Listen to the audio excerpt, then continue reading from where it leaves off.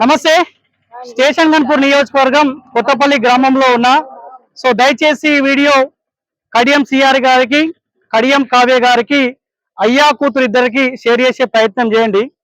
2 రోజుల క్రితం స్టేషన్ గన్పూర్ లో ఒక మీటింగ్ జరిగితే ఇగో నా పక్కనే ఉన్న ఈ మహిళ కడియం సిఆర్ కాళ్ళ పైన పడ్డది. ఎందుకు పడ్డదయ్యా అంటే ఇందిరమ్మ ఇల్లు పేరులో నా పేరు వచ్చింది, నా పేరు కొట్టేసినారు అని చెప్పి కాళ్ళ పైన పడుతున్నా మళ్ళా ఈమె ఇందిరమ్మ ఇల్లు ఈమెకి ఇస్తారేమన్న ఉద్దేశంతో కాళ్ళ పైన పడ్డది.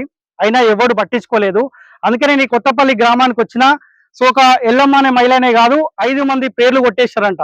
ఎందుకు కొట్టేశారయ్యా అంటే కడియం సిఆర్ కి ఎవరైతే ఊడియం చేస్తారో వాళ్ళ దగ్గర ₹1,00,000 తీసుకొని ఈ 5 మంది పేర్లు కొట్టేసి ఆ 5 మందికి ఇచ్చారంట.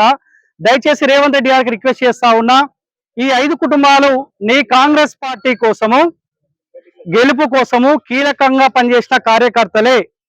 వీళ్ళ పేర్లు కొట్టేసి కడియం సిఆర్ తో పాటు బీఆర్ఎస్ పార్టీ నుంచి కాంగ్రెస్ పార్టీ కండువ కప్పుకున్నోళ్ళకి ఆ 5 మందికి ఆ ఇందిరమ్మ ఇల్లు ఇచ్చే ప్రయత్నం చేస్తా ఉన్నారంట.